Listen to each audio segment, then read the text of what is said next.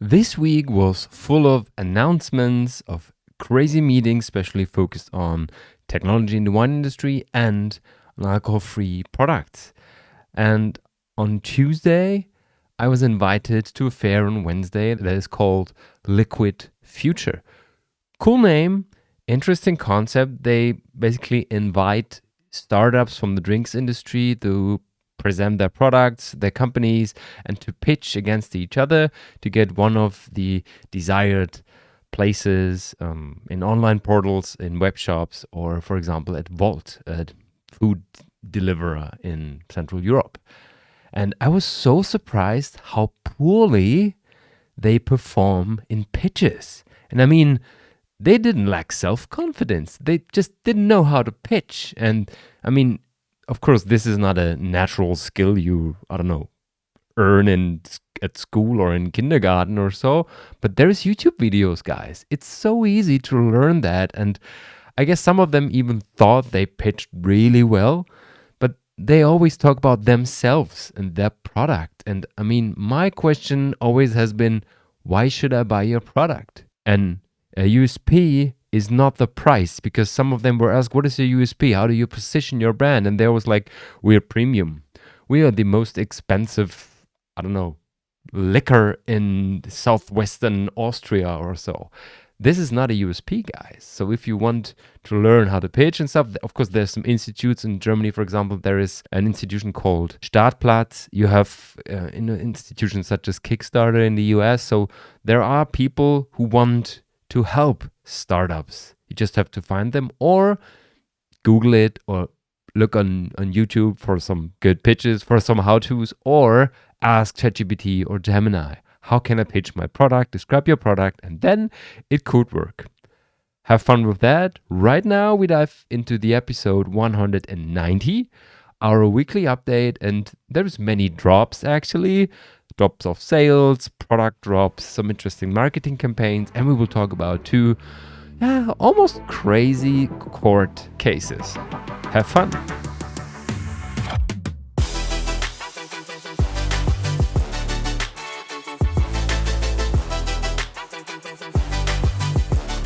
Welcome to the Pinot and Pixel podcast episode number 190, and today is the day of drops. And when ridiculous lawsuits and new labels from champagne companies make it into the news of the wine industry, you know that there is kind of a summer recess, also known as silly season, because people don't know what to talk about. And we will, dedicate maybe 30 seconds to those two news, but in total, I guess it was a quite calm week in the wine industry. I'm currently preparing for my presentation at the FAFCA. It's the leading fair for gastronomy, hotel, and design in Innsbruck in Austria. I was invited to give a speech on artificial intelligence in gastronomy and the wine industry. And I called the presentation, Is the Algorithm Your New Chef or Your New Sommelier? And basically the idea behind that is to take away the fear of using AI. And on the other hand, to give some awareness on what AI can actually do and why people are so afraid of artificial intelligence. Because usually when we talk about artificial intelligence, we talk about robots, or at least we think about robots. But I mean, there is chat tools such as Gemini or ChatGPT that can really help you in everyday life, in business. And I mean, you can even, if you don't know how to answer the chat of a girl who is interested in you, just ask ChatGPT, man. If you want to be creative and you're not able to, use those tools. They're here to stay, and it can help you in everyday life and in business. Talking about business, let's dive into the week. Every year, the ProWein and University of Geisenheim release a report called the ProWein Business Report, and they're focused on several topics, and one topic is how much artificial intelligence is needed by the wine industry. And I mean, we already talked about possibilities you might have with AI and also challenges. To summarize, this study is that the focus of the people is marketing tools. So the tools mostly used are marketing tools with 62%, databases for their customers, usually with CRM tools behind, 58%, and marketing in search engines, 49%. And Google Analytics, I guess, quite big tool with 44%. So there is the main focus when it comes to, let's say, sales and marketing. But where is AI? 37% of people use AI, especially for creating wine recommendations, for example, or wine descriptions. 31% are thinking about virtual reality, and 30% use AI generated content. And I mean, this is at least 1/3, and this is more than I would have expected.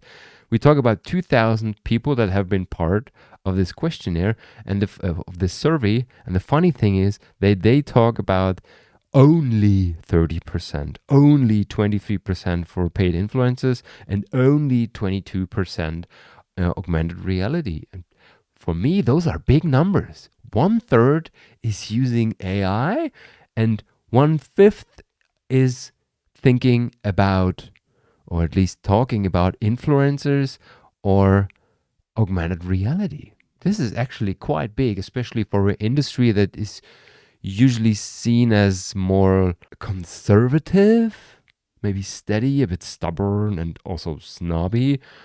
For me, those are good numbers, big numbers actually. And when it comes to marketing, the biggest channel is email marketing. Yes, email, 68%. Quite close is social media as well, with 68%, just a bit lower.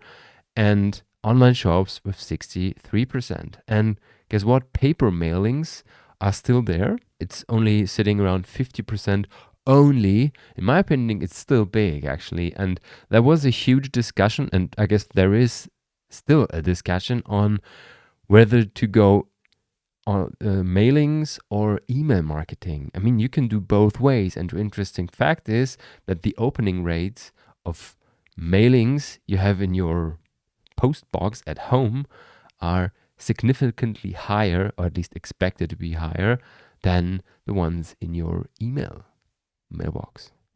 And comparing numbers, I would say it depends on your peer group, on your target group, and there is definitely a case for every direction. Email marketing could work, and the email newsletters that work way better are the ones where you just not trying to sell stuff, but you also give value to your audience. It doesn't have to be every week, it could be, but then you need the value. Imagine a newsletter that is sent to you every single week, and it's just about, there is a discount, there's our new product, buy 2, get 3.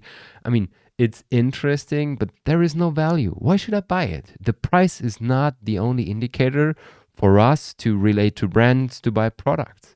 We want to learn something. And when it comes to comparing brands, when it comes to the influence we can have on customers, give them value. There is so many newsletters, there's so many brands, there's so many online shops. And if you want to differ from others, if you want to be the better version of yourself, of your brand, give them value. Talk about, I don't know, regions, talk about trends, current trends. Give them, I don't know, knowledge about wine, about alcohol-free products, about whatever you want. Use Google Trends to analyze what people are interested in. There's so many ways to find out what people are currently interested in and looking for. Put this in your newsletter. Doesn't matter if it's sent by post or by email, but just provide value.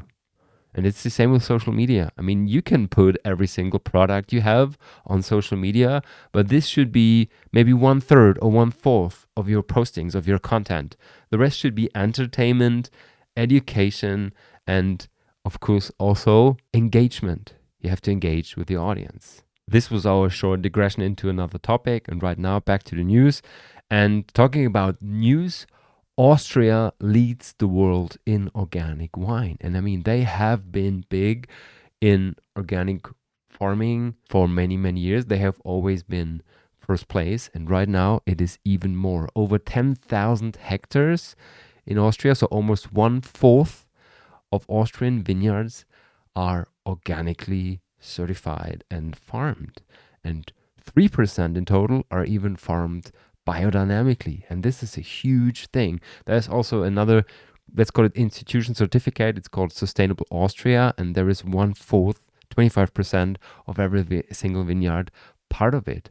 And this is actually quite big. And I mean, there is some areas where it's easier to work organically, and there is some where they deal with, I won't say severe weather conditions, but usually it's a bit wetter, there is more disease pressure, and you have to deal with fog and rain and all this kind of stuff. So it's not easy, but it's manageable. Maybe it's easier in the area of Burgenland or Carnuntum compared to, for example, Styria, Steiermark, or Wachau, but they have 25% organically farmed. And that is amazing, absolutely amazing. This should also be the role model for the international industry. And of course, there is countries where it could be difficult or more difficult to farm organically, but the European Union has announced they want to have at least 1/5 of every single vineyard or agriculture organically farmed until 2030.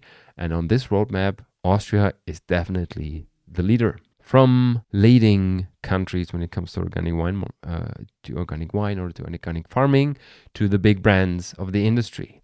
We start with Constellation, and Constellation Brands basically makes the intro for our drop news of the week. Constellation Brands communicated a drop in sales. They took a 2.5 billion hit on wines and spirits. And I mean, this is the ongoing trend. We talked about several brands that had loss in sales.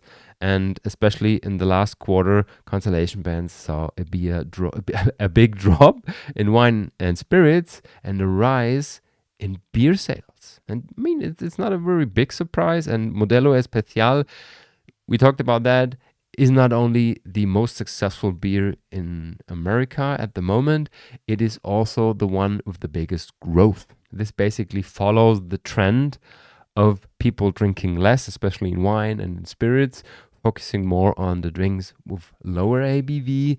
And of course, beer is not only beer anymore, it's craft beer, it's crazy stuff, IPA, fruity ones, there is mixers, there is shandy, and this category is growing significantly, not only at Constellation Brands, but also in general. When we talk about drops, we have had the news that Chappell wants or is considering to put the winery up for sale due to the recent results. And right now, they announced a drop in sales after the CEO has exited. This was on the news recently. The pre-tax profit was reduced from £2.4 million to just £40,000 in 6 months at the end of June. It is a significant drop, actually, and they claimed the off-trade challenges, as they called it, to be responsible for that. There was a reduction in sales of English sparkling. There were higher costs of the goods sold, as well as the reduction in the value price of the products. Actually, this is a bit different to what we have seen so far in the industry, because there's a bigger demand, a growing demand for English sparkling, and Chappell is by far the biggest producer with over 400 hectares, over 1,000 acres in production, and their sales price fell by 54% in 2024 to £770,000. Despite this profit drop, they are quite confident for the rest of the year, because they say they see a growing interest in English sparkling again, and they will have the performance they need and they expect until the end of the year, and they have planned some promotional activities that could support that. And the third in the row of the big drops of this week was Pernod Ricard. And funny enough, this news, or the news behind that, has already been part of my list for this podcast 5 days ago. But then they announced that they dropped the deal. At the beginning of the week, Pernod Ricard said, we will have a big deal with Paris Saint-Germain, so one of the biggest football brands, football clubs in France. And they announced that they will be the main sponsor of male and female football in 2025 and ongoing. And the problem was that, I mean, there were over 200 brands under the umbrella of Pernod Ricard. And what they didn't announce is which brands would be involved in that deal. And there was some controversy, especially when the club of Marseille, Olympique de Marseille, and their fans started a huge discussion, a debate on Twitter and other social media platforms, because a Ricard brand, the brand Ricard, is one of the most consumed and well-known in Marseille, Pastis de Marseille.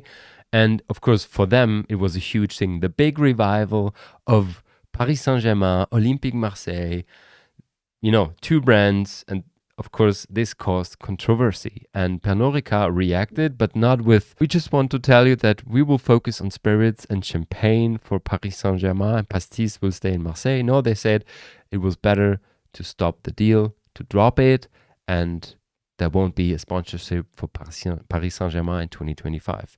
And just so you know, especially in sports, we talked about that during Olympic Games and French Open as well, there is a ban of advertising alcohol in combination with sports in France. So it would have only been the international sponsorship of Pernod Ricard when Paris Saint-Germain, for example, is playing Champions League or talking about the brand outside of France. In the end, there's no deal at all because they dropped it. Maybe they were a bit afraid of demonstrations and boycotts of the brand in the whole area of France. We will never know. Deal dropped. And right now we come to two quite funny and also weird cases in courts in Europe. The first one is a German winemaker.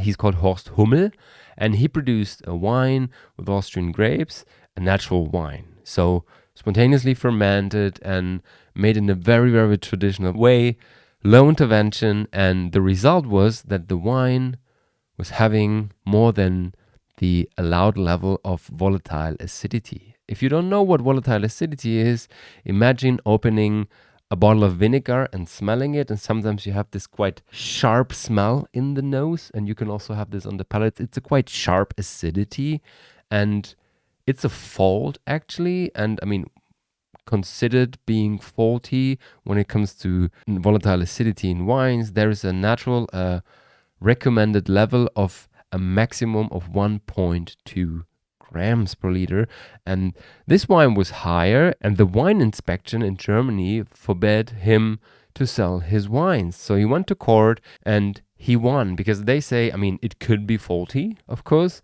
and there is a recommended level of 1.2 grams per liter, but there is no harm for health. There is no danger for people consuming it. If people want to do that, they can do.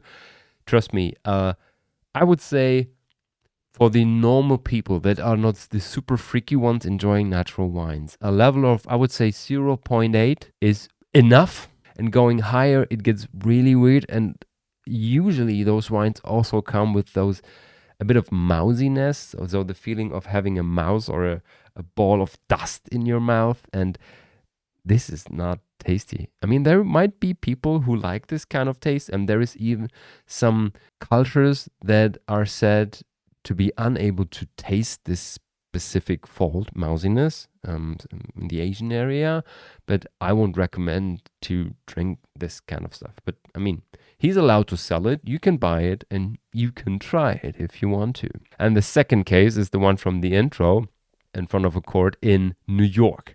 A New Yorker sues his ex-wife for having destroyed his wine collection after a divorce. So they owned a house together, which is worth a couple of million, and he got the house after divorce, and right now he claims that his wife removed him from the contract with the contractor for electricity, and the bottles were stored not in a cellar, but in the living area, and they stopped delivering electricity because there was no contract, and he thought that he's in charge. His wife said, I don't need the contract with the electricity company anymore because I'm not living there anymore. So maybe it was a misunderstanding. We don't know. But in the end, right now, he says, because my wine was stored 3 months without cooling in an overground situation in a normal room, not in a cellar, the wines are destroyed, and I won $600,000 from you. And for me, I mean, if you love wine and you want to store your wine, of course, you need perfect conditions. When we talk about 6 months, 12 months, several years. And the best conditions are 5. It has to be dark. It has to be cold and stable. And when we talk about cold and stable, we talk about, I would say, 11 or maybe 10 to 16 degrees. And everything in between is fine. Even if you store your wines at 18 or 20 degrees Celsius, it is still fine if it's stable. Okay. Then you need a higher humidity sitting around 60 to 70%, something like this, or the corks stay fresh from outside. And then you have to lay your bottles horizontally, store them horizontally to have the cork being in contact with wine from the inside, so it stays wet from there as well. And the fifth thing is you have to take care that there are no shakings and stuff, because you want the bottle to stay calm. So those are the 5. So let's say I have my cellar over here and it's cooled down to 12 to 13 degrees. If you switch off the electricity and the cooling, of course the room warms up and sits around, let's say, 20 to 22. But this doesn't happen overnight. And if it stays constantly, the wine is still okay. If it jumps up and down, it could be a problem. And of course, if the room heats up to, 30, 40 degrees Celsius, you will get a problem because you cook your wines. This doesn't sound like, it just sounds like, this typical situation after a divorce is, we call it a rose war, the war of roses. I don't know if this is the right translation. When you fight with your former partner for almost everything. When you have such stuff in the news, you know that there is silly season going on. And this second topic in this silly season area is, it's an interesting thing, but is it worth to talk about it more than 30 seconds? I don't think so. Champagne Duval Leroy Gets Tattooed is the name of the article. They have a cooperation with a tattoo artist who designed a special box and a special label for special edition. So 3 special things. It looks quite interesting. It looks quite nice. It's they call it Coffret Héritage. So it's basically a box with 3 different vintages, 2002, 97, and 88 of the iconic Fleur de Champagne. There's only 750 boxes, and the label was designed by this very nice tattoo artist, Dots to Lines. If you're interested in that, link is in the show notes. This is it. Talking about marketing, there were 2 way more interesting things in the industry. First, Wines of Hungary launched a marketing campaign in South Korea. And 2 main reasons for that. First of all, Wines of Hungary, they already know what the potential of Hungarian wines is. It really has changed over the last 20 to 30 years. There is really good quality coming out of Hungary, and especially the price value. Considering the price value, Hungary is a really good country. I would even say Portugal and Hungary are the 2 countries where you get the best value for really good prices. And the second thing is that especially Asia, South Korea, Taiwan, the area is considered to be the emerging markets for wines internationally. So what Wines of Hungary did, they launched a campaign for the next 6 months in South Korea promoting their wines. We talk about events, we talk about social media campaigns, we talk about promotions, regional promotions, and it's a smart move actually. And they partnered up with a local agency, so you have the connection to the local market. Really smart, and this will happen over the next 6 months until March 2025. And the biggest part of the campaign are 2 exhibitions in Seoul and Daejeon, hopefully correctly pronounced, Daejeon, with importers, sommeliers, distributors, retailers, influencers, media, and consumers. So quite a big thing, focused on B2B, of course, and then the campaign focused on B2C. Smart. And second news this week, which is very smart as well, but a bit controversial when you think about things we have recently talked about. The area of Prosecco partners up with Airbnb. The reason for that is that especially the interest in Airbnbs, in apartments, in flats, and houses, combined with vineyard, or at least in a wine region, saw a rise of 400% in the last year. And this growth of 400% is mainly taking place in Prosecco because it's the biggest area. It's probably one of the most well-known in Italy. And 60% of the visitors are international visitors. So Airbnb said, maybe we can push that together. So what they are doing is they support some local promotion campaigns. They partnered up with apartments, with owners in the area, and they tried to push the region. And of course, they tried to earn some more money. And why is this a bit awkward? Quite close to Prosecco, there is a city called Verona. And Verona is not the only city, but it was the one that was on the news. They have a big problem with Airbnb because a very huge part of the city is now rented via Airbnb. So the locals have to stay outside of the city. Meaning, if you work in gastronomy in Verona in a bar, sometimes you have to travel for 30 or 60 minutes to get to work. Because there's no affordable apartment available in Verona. Meaning, you have more cars, you have more taxis, of course, you have more tourists, and especially the locals really struggle in having kind of a normal culture. They cannot live in their hometown anymore because they cannot afford it. And this is a problem. And this is also why cities like Verona and others are already thinking about banning Airbnb, or at least reducing it to, I don't know, maximum of 10 or 20% of apartments can be leased via Airbnb. And Prosecco is going the opposite way. And last but not least, a statistics I was looking for quite a while has been published last week. We have the celebrity corner in this podcast every now and then because it's very, very interesting to see what happens to brands when they are celebrity backed. And I was always asking myself, is there a difference? Is it better for a brand if it's celebrity backed? Is the growth bigger? Are they faster growing? And right now we have data from IWSR. And what you see is that the amount of the brands that are celebrity backed outperform the general category. So it doesn't matter which category you look at, gin, rum, tequila, or whiskey, celebrity backed brands always outperform the general market. There is one exception when the category or the interest in the category, for example, gin in last year, sees a decline, lower interest, then the market is quite similar to the celebrity brands. But if there is a growth in a category, for example, tequila, there is a huge difference between celebrity-backed brands and the normal ones. Just to give you some numbers, in 2022, celebrity tequilas grew at 40%, 3 times more than the whole category of 13%.